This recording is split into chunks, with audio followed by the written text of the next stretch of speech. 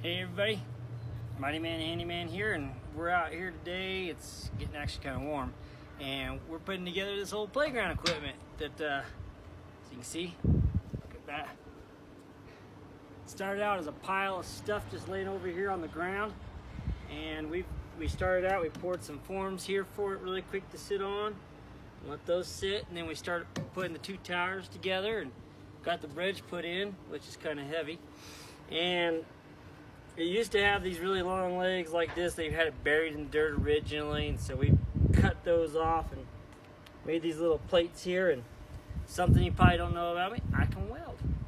When I was younger, I worked in a factory and became one of the repair operators, and so I did a lot of MIG welding, which this is kind of the MIG. This is a flux welder. It's kind of like that. And I learned how to TIG weld, and I could do stick welding, so I can do a lot of different welding. And so we're welding these little pads on here today so we can anchor this down to the concrete so it won't go anywhere. So I'm going to put a weld on really quick. You guys can check it out. So one thing I didn't mention that the reason why we cut those legs off, because the fact that they were rotten and they were rusted. They were rusted out, so that's why we cut them off to where there was some good metal, and that's why we're doing what we did. Yeah, they'd been buried in the dirt and they were rusted out. And this is some old city playground equipment that somebody had gotten. The city had auctioned it off years ago, and they got it, and then it's sitting in their yard forever, and they gave it to this lady, and now we're putting it back together again. And so it's kind of a jigsaw puzzle too, but we're figuring it out. It's coming together nicely. It's gonna look really good. Put a paint on all this and anything like that. In the end, it's gonna look great. But yeah, so I'm doing a little flux welding. Not a big fan of the flux weld. It doesn't have any shielded gas, but it works. And for a job site, it's only 110, so for a little job like this, it's perfect. So I'm gonna put a weld on here really quick. Don't look at the light. And just kind of hold my ground over here like that. But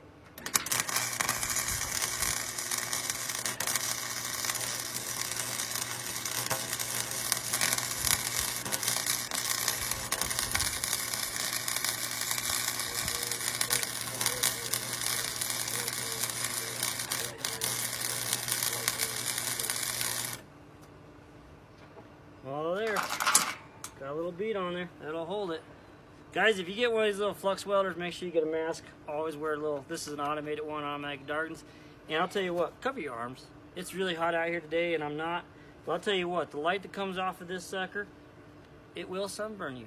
I've had that happen a lot of times. So if you do want to do some welding, cover yourself up, cover your arms, man.